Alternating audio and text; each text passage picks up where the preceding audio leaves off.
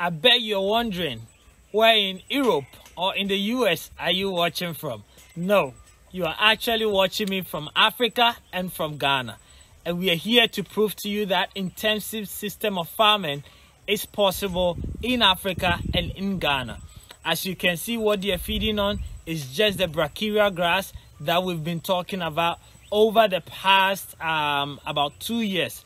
It is working, and today we want to tell you about how we are entering into the rainy season and how we are also managing our feeding for the rest of the year. So if this is interesting to you and you're thinking about any livestock farming, then stay tuned as we bring you this episode.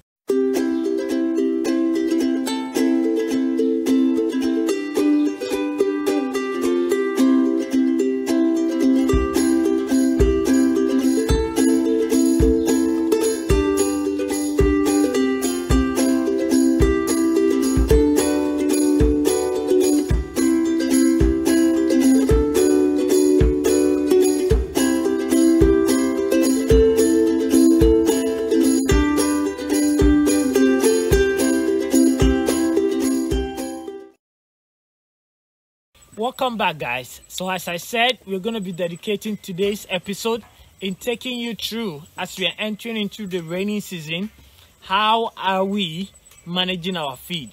The dry season is past, we survived. That means our management system worked, and therefore this year, as we are entering into a new session of the rainy season, we want to bring you a new episode and tell you about how we are managing our cattle feed. But before we go, I want to say a big thank you to the Semenshia family. Those of you who have been commenting, encouraging us, thank you so much for your support. We want to hit our 10,000 journey. I think we are about 7,000 at the moment. So if you haven't subscribed, kindly click on the subscription button and the bell by it, so that anytime we upload a new video, you'll get notified and be one of the first people to watch. Thank you guys for your support, and I hope that you will encourage us and you will support us by subscribing and grow this channel with you. Today, as I said, we are talking about cattle feeding and all livestock. So over the past 2 years, we've been talking about starting intensive farming. Either you're doing goats, either you're doing cattle, or either you're doing sheep. It is possible for you to confine them. Why? I mean, the reasons and benefits are unlimited. You know, the risk involved as they go out, as they destroy people, things, to the extent of actually leading to the death of so many people, both from communities and from Fulani herdsmen and so on. The only way we can bring that issue to an end is if we start practicing what is happening here. These cows are less than a year, and they have never stepped a foot outside this ranch. All what we've been feeding them is basically brachiaria grass from their childhood to this stage, right? As I said, I've also done videos on how we are missing some nutrients like soya beans, wheat brown when they were really little, but at this point we just feed them brachiaria grass. We fill their feedlot. There's another one inside in the morning, and around 2 we come and we top up.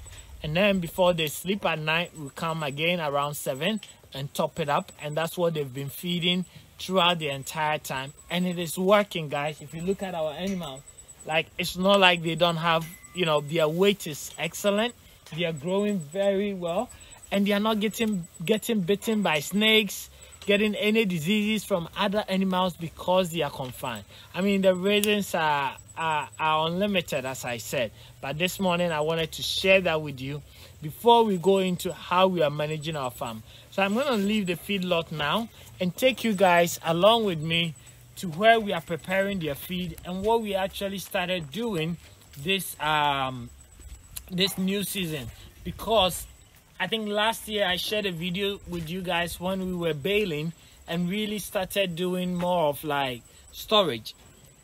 All the food that we stored within maybe somewhere in July, they had to feed on it from July all the way till this year, February. And we were very close to not having food. But the rain started and we started harvesting again. So now that we are starting a new session, I'm going to take you to the warehouse, and today is the first time we are actually going to start processing and take you guys through. So come along with me as we go to the warehouse. Guys, so as I said, welcome to the warehouse actually. So this is where we keep our feed. Last year by now we had a lot of maize here. All those are gone. So come closer. We just harvested this grass about 4 days ago, and what we've done is just like the process of harvesting. Once you harvest it, you have to leave it on the field for about 2 to 3 days, depending on how the sun shines or if you're experiencing rain. But mostly I will leave it on the field for like 2 to 3 days, and if it rains, then probably 4 to 5 days. And what that means is that you're basically drying it, right? So we are not doing silage, we are doing hay. And the difference between silage and hay is with silage, when it's fresh, you cut them and you sort of build them. So the water content, the moisture content is higher than the hay. The hay is basically the dry leaf. So what we are doing here is hay, and therefore we need to dry it and make sure that the water content evaporates. And in natural sense, hay has more protein than silage, right? Just that silage I mostly will give to the small guys because they can't feed on such a dry matter. But for the old guys, I will mostly give them hay. For pregnant cows, I will also give them hay because of the high protein content, right? So here we have this hay here. As you can see, it's quite a lot. We just harvested the entire land, and now what we're doing is because they have finished feeding on all the hay that we stored from last year, we are very scared in baling them, because at the moment if you bale them, then every morning you will have to give it again to them, right? So what we are doing is we are keeping it at the field where, you know, it can be exposed to the rain or any moisture. And what we are doing is, out of the ones that we have, we are actually baling a few. So come closer. So you remember our chaff cutter machine. We have it here. And then we also have our baler here, which is what we used to bale all the time, right? So at this moment, we just harvested our grass, and we think that it's going to take us about 3 weeks to be able to have the next harvest. Therefore, there is no point in baling all of this and then, you know, removing it and giving it back to them, because at the end of the day, what happens is you're just wasting the rope that we are using in baling. Yeah, so as I was saying, there's no point in baling it if you know you're going to feed it the next day, and that's why we have it all like packed here. But out of that, we are hoping that out of this harvest, we'll be able to have 5 bales and save them for next year. So out of all this, we are only going to bale 5 of them. And this, we hope that they'll be feeding on what we have here for 3 weeks before a new one will come. So as we harvest new one, what we'll do is we also maybe bale about 5 out of it and then let them feel it. So we are sort of baling a little bit till we realize that, okay, we have enough bale, or they have enough to eat, so then we bale all that we are bringing. Let's say in the next 2 days we harvest again. We are going to bale everything here and then feed them with what we newly harvest. But that's the strategy.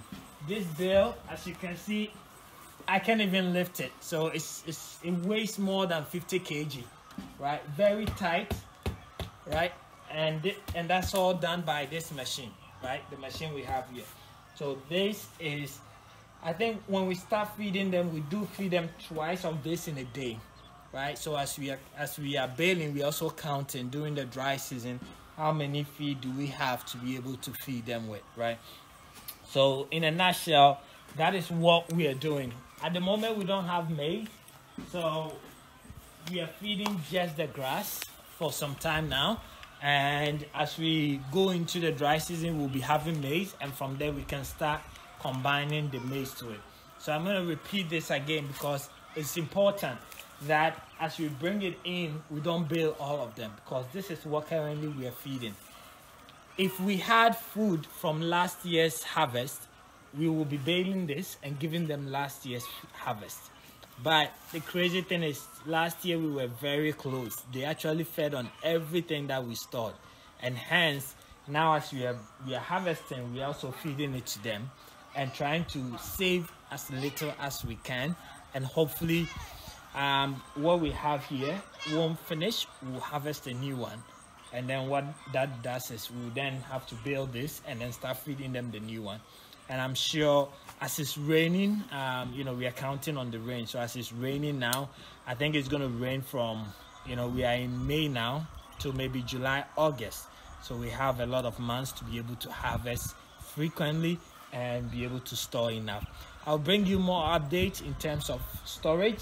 How much are we able to store? And at the moment, we are actually, this is an important information to share with you. We are actually harvesting from 11 acres. We're harvesting from 11 acres and feeding about, we're looking at about 23 calves. We're feeding about 23 calves with 11 acres, right? So if you're looking at starting a cattle farm and looking at the land size and you're feeding, this will probably give you a good idea of how much land or acres that you need to start with. I hope this is helpful. We're just basically sharing with you what we're doing here, and hopefully before we do the next harvest, I'll give you an update on how we're able to manage and survive on this feed from 11 acres. Unfortunately, we can't weigh them at this moment, but I wish I could give you in tons how much we got from the 11 acres, but we are not baling, so it's very hard for us to weigh them as well. So guys, thank you for enjoying, and I'll keep you updated as time goes on. Stay tuned as we are bringing you more videos on the poultry farm, the battery cage, and also the pig farming. That the progress is really has been amazing. Stay tuned and we'll talk again.